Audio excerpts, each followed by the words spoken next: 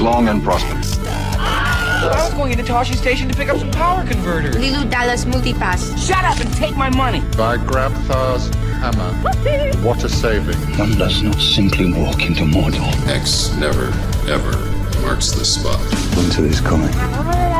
You're a wizard, Harry. Stay a while and listen. Hey, old Kermit the Frog. Your ties are cool. So say we all. This is a Play on Nerds. Welcome, everyone, to episode 188 of A Play on Nerds. I am one of your hosts, Jarman. I'm the other host, Steve, and we're here to co-host the hell out of this. I mean, I hope so. That's quite a promise. But this is going to be another Nerd Roll of Fortune, where we're going to... Fortune! We're going to be rolling dice on a long list we made a while ago of an AI-created list of different topics in nerddom that we can be talking about in this episode. We don't know what we'll be talking about. For one, welcome our AI overlords, and plan to talk about what they please. Except for taking away jabs. Don't do it, AI. Don't do it. But since our last episode, Steve, what have you been up to? Well, I'm just getting back from the post-holiday, getting back into the routine, the work routine, normal stuff. We had a little bit of snow. We went this past weekend. We went on a lovely family walkout in the snow. Delightful. Made snowballs. Then we came back and I taught Joyce how to make her first snowman. Oh, get it stacked and stuff. Rite of passage. Yeah. And then the next day, Joyce had a birthday party sort of out near where I work. So I took her and Anna there and they went to what I had never heard of, a carpet skate park. Never heard of that. Okay. So the whole thing is carpeted. And they put these things on these kids' feet that are like kind of skis. Uh-huh. Not really. They don't have any length to them. They just cover the foot, but they're smooth. So the idea is you can like skate around and slide around like crazy. On a giant carpet. On this fully carpeted indoor thing with bounce houses and stuff. Ooh. I'd never heard of it before, but it looked nuts. I would have loved that as a kid. Dilly was not invited. It would have been a little much for him. And so Dilly and I went to Dave & Buster's and we got to play some games and I won a bunch of tickets. Yeah. And we picked out a prize for him. And then we picked up the girls. Then we went to my parents' place for a visit. Nice. And that was nice to see them. And then we came home. Delightful. Now I'm tired. And then otherwise, some big news from Joyce. She came a paper home today. She is officially on paper at a 6th grade reading level. And what grade is she currently in? Halfway through 1st grade. That's pretty awesome. So she's killing it. It's all her. It's the way her brain works. But I'm glad it's putting her ahead. I like that we have so many metrics nowadays to measure our kids' success and failures. It's kind of nerve-wracking a little bit. I don't know. I don't see it as failures. Like knowing that she struggles a little bit with math is like, it's good to know. That's true. To emphasize that. We need to make sure we keep an eye on it. You know, those sort of things. That's true. Yeah. You don't need to tell your kid everything. Did you have snow? Did I have snow? Not here in Florida, no. Steve being up in Pennsylvania, he's got some snow, but I had no snow. But a lot of cold fronts because we've had random storms. The other day, we had a tornado watch in our area, which isn't too common, actually, in Florida. We're not like a tornado alley. We're more of a hurricane alley. And so it was, unfortunately or not, I don't ever really take storm drills very seriously because I've been very fortunate to be living in regular houses that aren't usually affected that much by hurricanes in Orlando, except for Hurricane Charlie back in 2004, which knocked Orlando off the charts.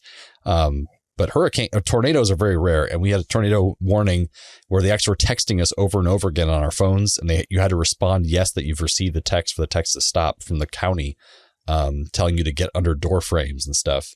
And the sky does something really weird during a tornado if you've never experienced one before, where everything gets kind of quiet. It doesn't rain. It's just a light rain. There's not a lot of huge amount of like hurricane rain.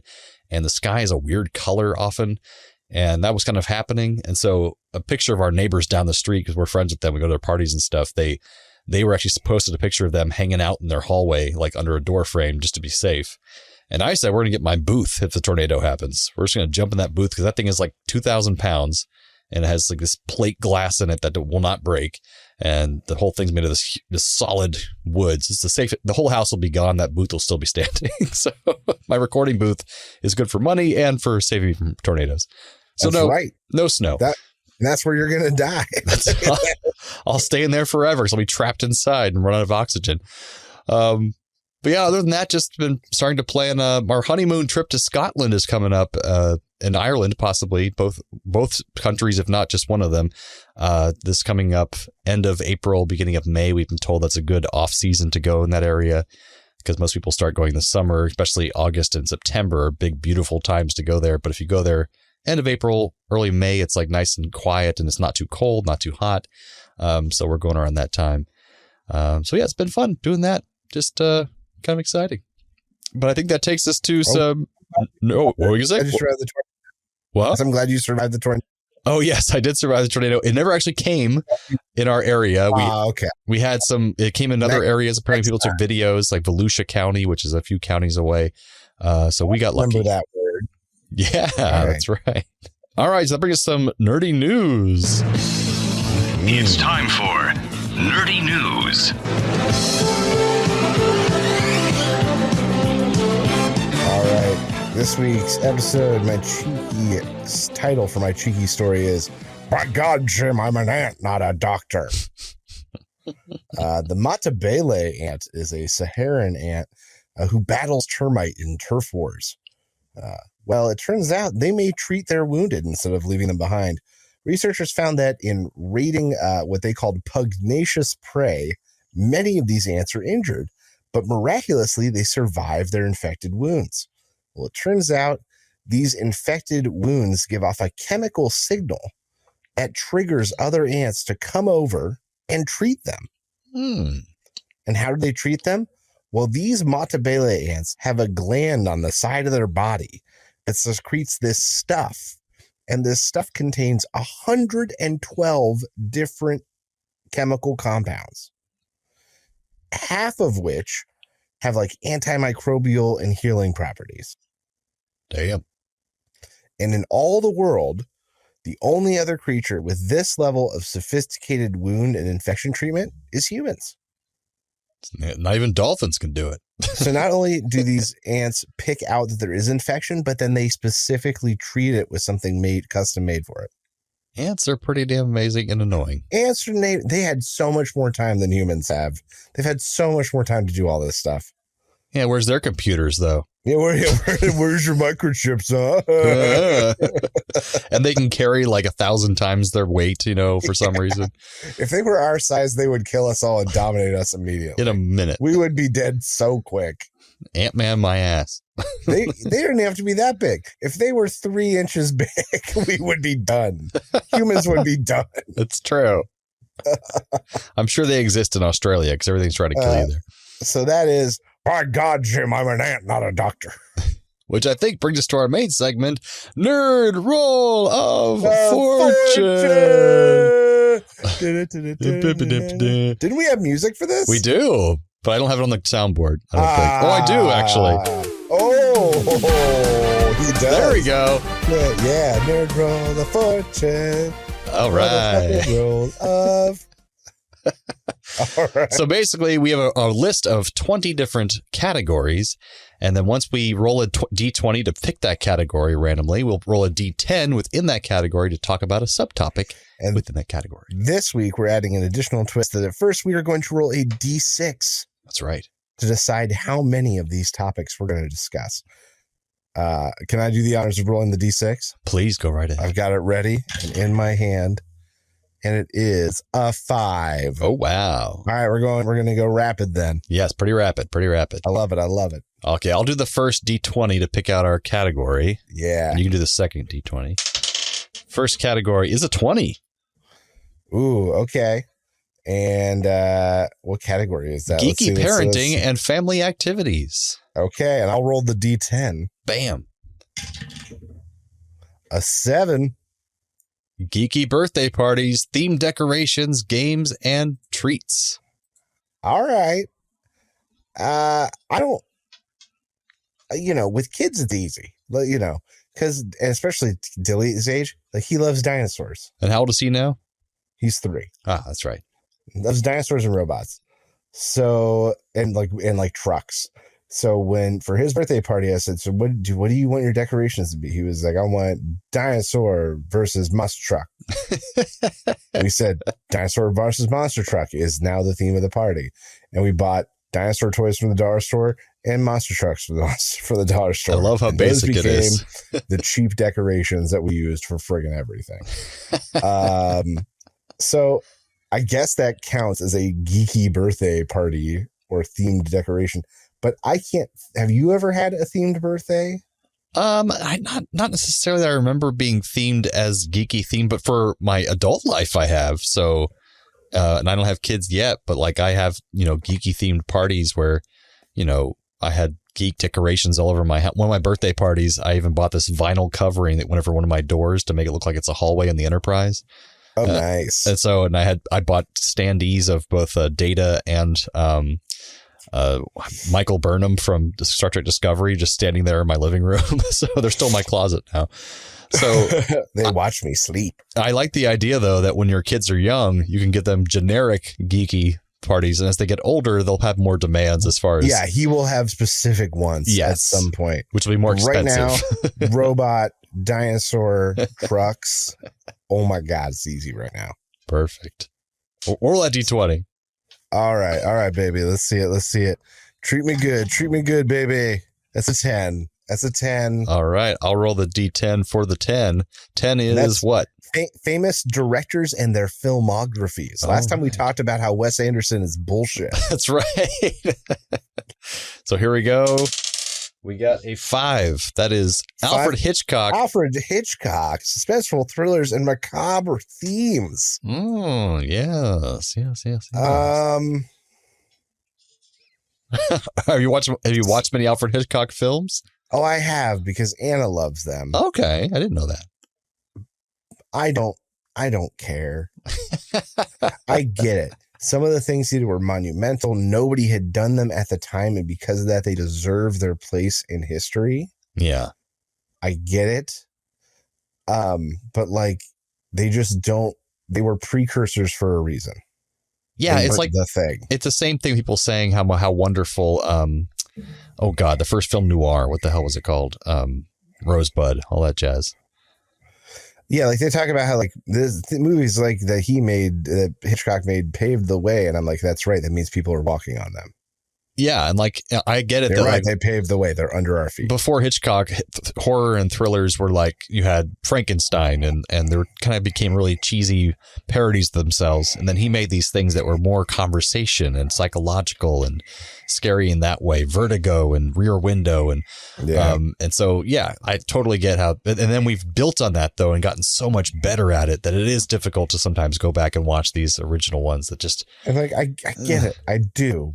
But once again, you pave the way, we're walking on you. It's like when I watch silent films. I had a silent film class in film school, and it's like I get that all film came from this, but I fell asleep every single day because there was just music playing and no talking, and it was just kind of. And I get that if I was deaf, I'd be kind of stuck with that that whole thing of just reading on the screen. But for me, it was just like I'm so used to a certain building off of this, like you said, and now it's just harder to watch. And I heard they used kind of creep Alfred Hitchcock, so. Probably. Yeah. They all were. It's true. All right. You roll. What did you just? My turn. Roll. I'm doing D20? D20 and you're going to do the D10. So my D20. Okay. We got a. What does that say? 3. All right. 3 is geeky pop culture trends and fandoms. All right. Roll that sweet D10. And on the D10 is a 6. Collectibles, action figures, trading cards, and memorabilia. Have you ever seriously collected a thing? Well, when I was a kid, I did. I collected a lot of Ninja Turtle action figures, which I was sad that when I moved into this house, I just flagrantly got rid of them when they are worth a lot of, not a lot of money, but decent amount of money, because there was a lot of them. They were pretty mass produced, but they were very old and they were in pretty good shape.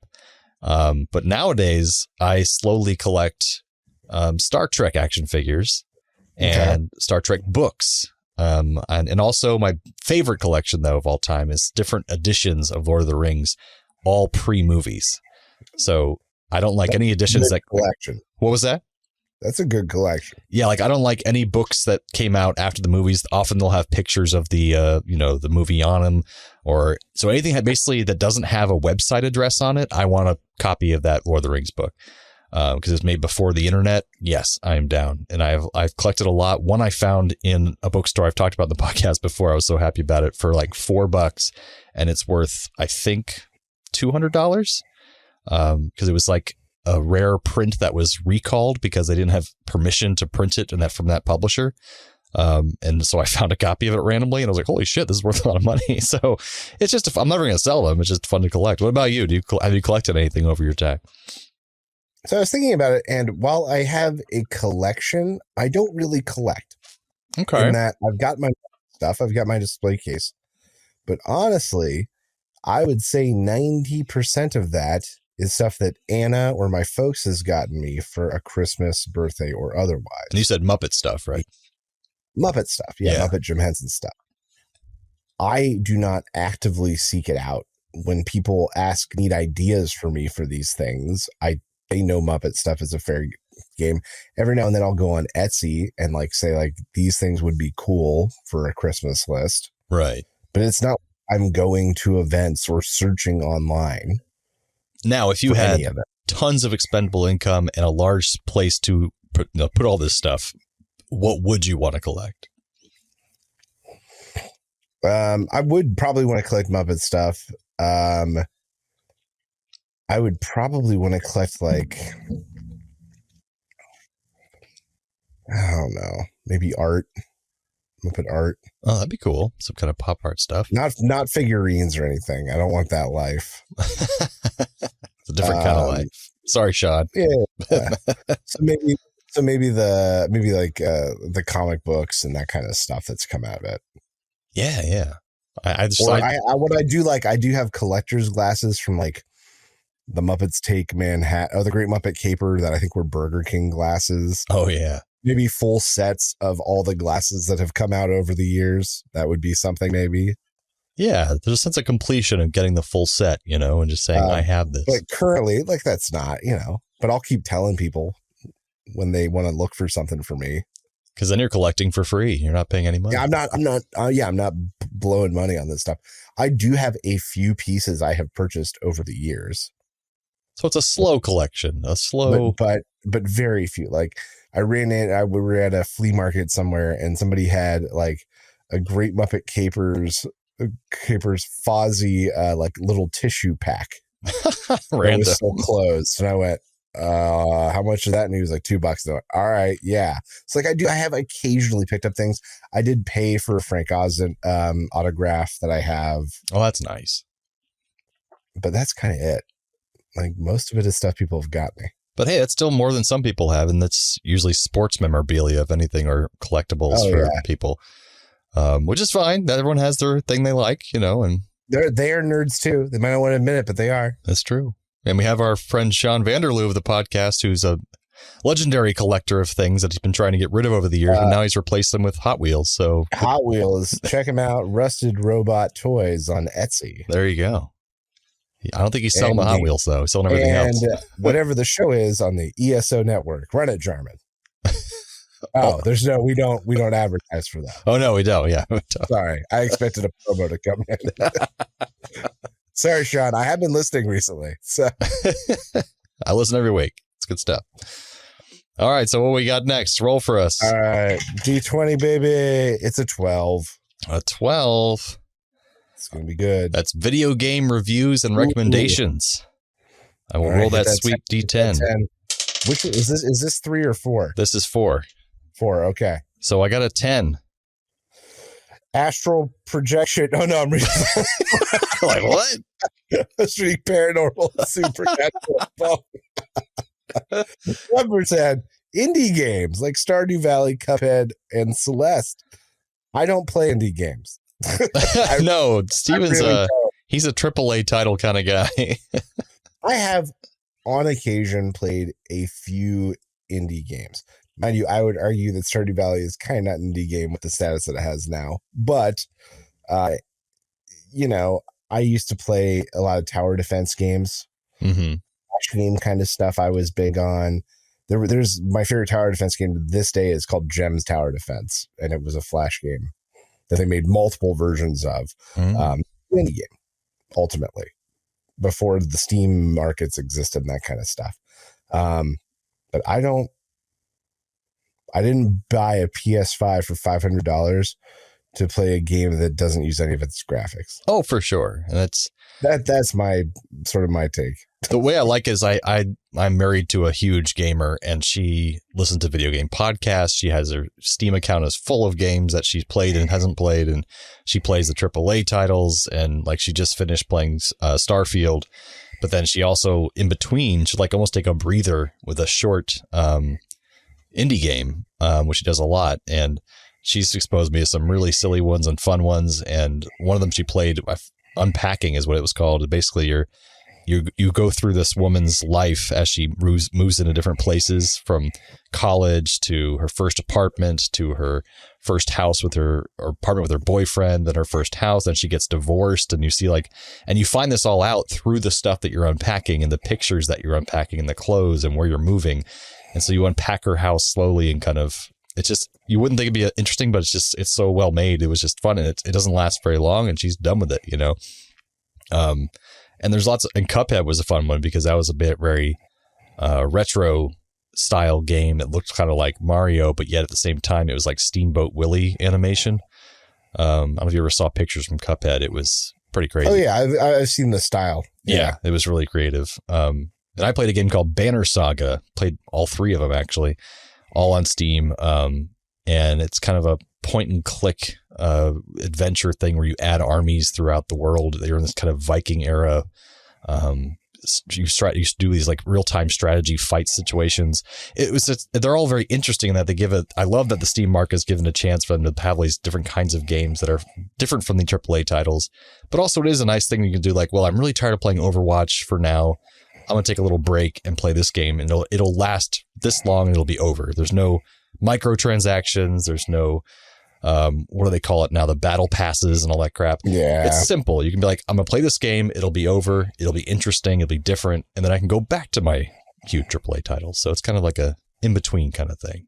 I recommend trying some out occasionally. Well, I can name one. I'm thinking about it. I think it would qualify. All one right. game that I have played a significant amount, and that's Stranded Deep. Oh, I haven't heard of that one. It's an island survival build it kind of game. Oh, like Don't Starve or whatever? Kind of. But it's like a 3D map, and you have a home base, and you have like an island you start on, and then you can go to other islands. You can build boats. There's sharks that you got to avoid. There's wreckage to be pillaged for supplies. You can build houses and make things. It's that kind of game. Yeah, sounds good. Stranded Deep. Highly recommend it. It's on PS4 or PS5. And it's so soothing because it's also, you get like beach noises, and it's got a really soothing soundtrack when you're not being attacked by sharks. So I'm going to be attacked by sharks. There are times though when you're getting attacked by sharks. So gotta have that danger there somewhere.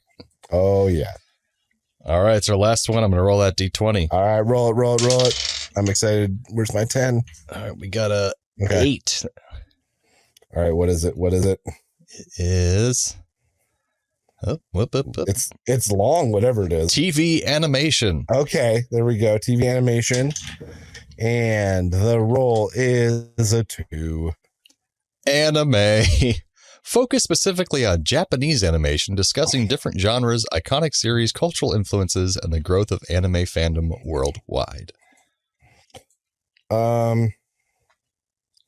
have watched Dragon Ball Z and a little bit of Dragon Ball GT. Didn't you watch Pokemon when you were younger? That's kind of anime, isn't it? Does that count? I don't know if it does. I've watched the Pokemons, but only since there were like 150. Now there's like 900 or something fucking nuts.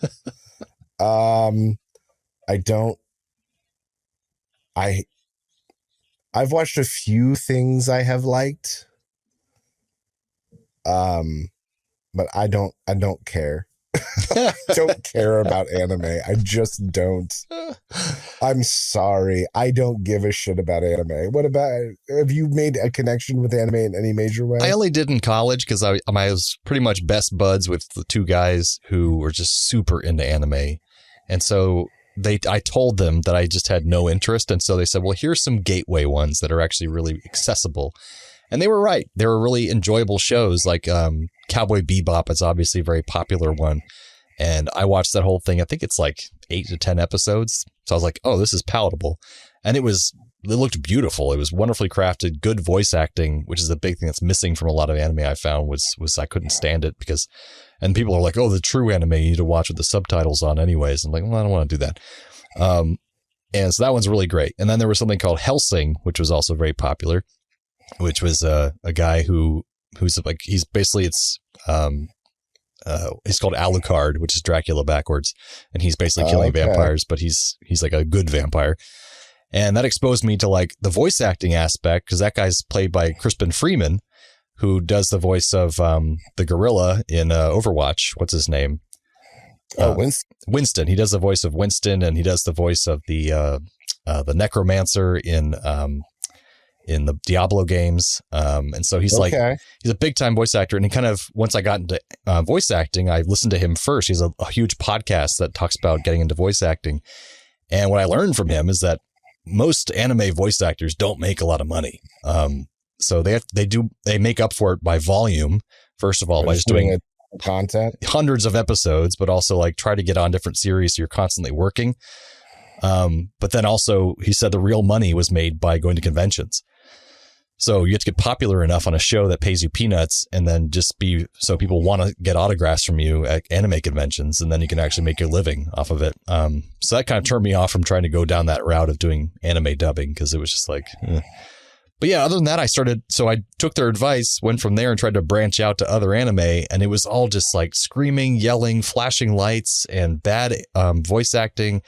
Often not even the voice actor's fault, because they're trying to cram in a bunch of English words where Japanese goes so much shorter, and it would be like talking so fast to get the words in. It's like, and so it's really hard to do that, and it sounds terrible when it comes out because they're cramming these words in.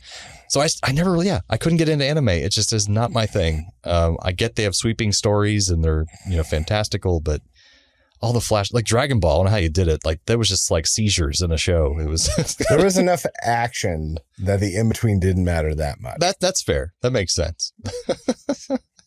But Evangelion was a crazy one. If you want to watch something that'll weird out your mind, that's one I get recommended a lot, and I just don't care. It's like cute and weird and strange at the same time, and I didn't love it, but I was interested.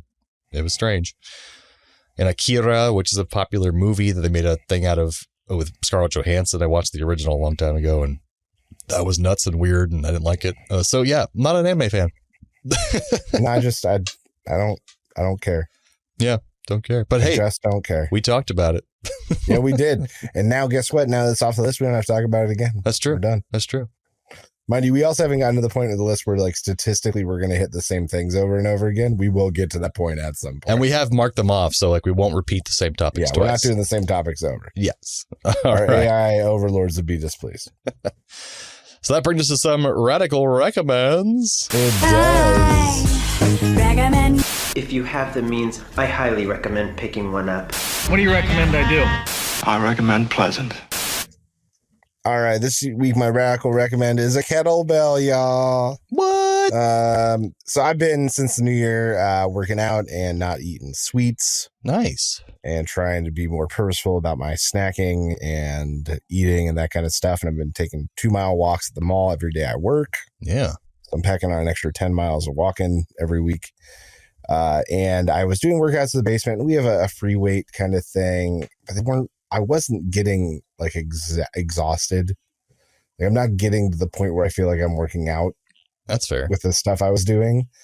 And so I was like, you know what? I remember just getting the crap kicked out of me by kettlebell. And so I bought a kettlebell, and man. So yes, absolutely. That's what those CrossFit guys use all the time, right? And gals. If it is versatile, and then also I was thinking about getting one, and then I read an article that was basically like, if you have one thing you're going to do for your body that is just intense for all sorts of different muscle groups and will take care of everything, kettlebell.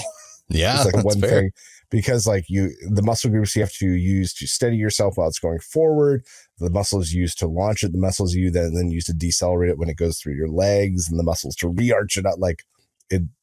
And sure enough, I went down and incorporated it and did like, I think I did descending like 40, 25, 15, something like that. Nice. And by the end, I was dying. I was beat up in a way that none of my other workouts up to this point have done. So I was like, all right, I'm doing kettlebell every goddamn time now. And that's what I always see people in the gym where it's like they're sitting on one of those bikes in the lowest settings. There's no resistance and they're reading a book. They're not even sweating. I'm like, yes, it is better that you're doing something rather than nothing. You're burning something. You are burning more calories. Yeah, you are. Now. But it's like, isn't the purpose to at least try to break a sweat? Like at least do that. So it's good that you pushed yourself to that point. Not to break a sweat. I want to get out of breath and feel exerted, but I don't want to be sweaty. Well, so at least the exerted part is good. I mean, you're good that you that's sort of why I settled on like a weight sort of thing, because it's like lower reps, you're in control, you're still exerting yourself. Right. And I've read a lot, or watched a lot of TikToks of these like fitness guys are like following that aren't like bros, you know, and they're kind of just like, they're not trying to sell anything either, which I always like to. They're just like, then a lot of them are saying that lifting weights is actually usually going to burn fat faster than just doing only cardio all the time. And they also say that just be careful, because when you burn all those calories, you're going to be hungrier than you usually are. And so it can kind of negate itself because you'll eat more food.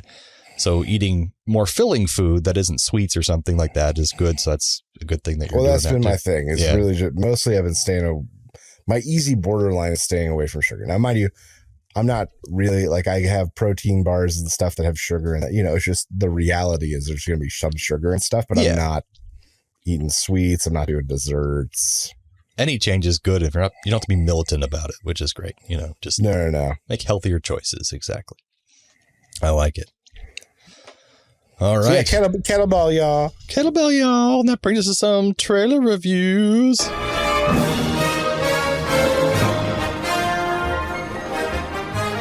All right, this week we chose the movie Furiosa, which is going to be like the prequel in the saga of Mad Max world thing. It's the origin story of Furiosa from Fury Road, with Anya Taylor-Joy taking over the role. And apparently Immortan Joe is in this movie, but he's younger. But there's another villain. The main villain seems to be Chris Hemsworth with a crazy beard. See, I didn't read him as a villain, but I thought he was kind of the villain of this thing, but maybe not. Maybe you're right. Maybe. Now you got me thinking about it. It might be ambiguous. Maybe he's kind of both. They just gave him some heroic shots in there, like when he was hanging off. I'm like, that's a hero shot. Yeah, maybe they are facing off against Immortan Joe together. Shot. Yeah. That's just how I read it, though. Who knows? And he can finally use his Australian accent, which is nice. That's right. Yeah. So what do you like? Are you expecting good things from this? I mean, I don't think I'm forgetting his name, not George Romero, but what's his name? George Miller, who directed this. Miller. He made a beautiful film with Fury Road. I thought it was entertaining as hell and also really pretty to watch. He doesn't have many years left in him. He's in his 80s. So I'm glad that he's getting one or two last epics out before he's gone. Not to be fatalistic about it, but it looks really beautiful. I hope it looks action packed. I hope it's not too derivative of the Fury Road movie, but as long as it's fun, that's all that matters. It looks cool. Any thoughts? Yeah, I agree. As long as it carries the same visual storytelling that Fury Road did, like that's the one thing I really loved about Fury Road is the whole movie has maybe 20 lines of dialogue. Yeah, that's all it needs. Exactly. And the rest is visual storytelling and good soundtrack use and ambiance and beautiful shots. As long as we get that, that's fine. I'm telling you though, this one already doesn't feel the same. Yeah. With what we've seen. And honestly, Chris Hemsworth having that fake nose and all that is so distracting. It is incredible. Yeah, I think just in the trailer even, it is so distracting. And him just being in it is kind of distracting because he's too charismatic almost. Whereas like, what's his face from the first movie? What's his name? Oh God, he plays Picard and he was Mad Max. Tom Hardy. Tom Hardy. He has this everyman kind of feel about him where he doesn't stand out a bunch, which is perfect for that Mad Max role. He's like kind of the every guy who's just stuck in the situation, doesn't want to be in it. And everyone was gritty. Everything was down to earth. Not down to earth because everything's heightened and crazy, but it just feels like real. Whereas you're right, like even just Chris Hemsworth being there is kind of taking me out of it. Feels strange. And Anya Taylor-Joy is young and pretty, and it's like there's just not that holds against her, but just the fact the whole movie feels glossier than the first one. Well, I mean, the other thing is that I don't think she's ever had to be shipped as an action heroine before. Yeah. Like, I don't know if this is a big step. If they can pull it off, like that'll open up a whole new set of genres that she as a performer can be in. But if it fails, and they might have picked her because it might show her going from an innocent girl to being the badass that we see Furiosa become, which I get. So they needed someone who can have that innocent look, whereas Charlize Theron is already like, she's a very confident, strong woman. And so it's like she pulled it off from the get-go. So, right. Yeah. And she's already done many action roles and grittier roles. Like, she already had that in her. And she did a lot more after it, too. I'm fairly excited. But once again, visually, this one already looks busier. Kind of not the same. Will it try to do too much like Tina Turner in Beyond Thunderdome? Hey, what's love got to do with it? What's it got to do with it? So what do you give this one, Steve? I'm going to give this one, Raul Julia and Gary Busey have decided to finally kind of like spend some time together as roommates since they go to like the go-kart park and they get in their go-karts and Gary Busey's like, hey, it's going to be like a Mad Max. And Raul Julia is like, no, please. No, can we just go around? And he's like, nah, it'll be a little, we'll battle each other. He looks over and Gary Busey somehow has like a hacksaw strapped to his cart already. And Raul Julia gets real nervous and the light turns green. So that's what I'm going to give. I'm going to give this a quiet night at home. And Raul Julia is so happy because Gary Busey just being quiet. They're watching TV together. And, you think everything's going to be okay. It should be good. It seemed like the night's going to be great, just like this movie. But then all of a sudden, Gary Busey turns to Raul Julia and says, hey. He's like, oh, God, what is it now? Hey. And he looks at him and he suddenly has a spray can of white spray paint and he's spraying it in his mouth going, witness me. Witness me. Oh, God, get off me. I witness you every day, Barry. Dear God, where'd you get that spray paint from? Oh, I've been huffing it for weeks. And that's our review for some reason for this movie. Hey, I don't think we have to defend anything. No one listens. That's right. It's for us. We can do whatever we want. Oh, boy. Well, I think that brings us to the end of episode 188 of A Play on Nerds. Bring us next time when, in honor of Winnie the Pooh, Blood and Honey 2, we discuss another film about a loving children's character set out for terrible revenge, murder, and blood. And that's 1996's Pinocchio's Revenge. A movie so good you can't find it anywhere. We found it bootlegged on YouTube. So you can too. Pinocchio's Revenge. That's next time at 189. This has been 188. Come back and be our nerdy audience. We'll come back and be your nerdy co-hosts. Thanks again, Internet. Stay nerdy, my friends.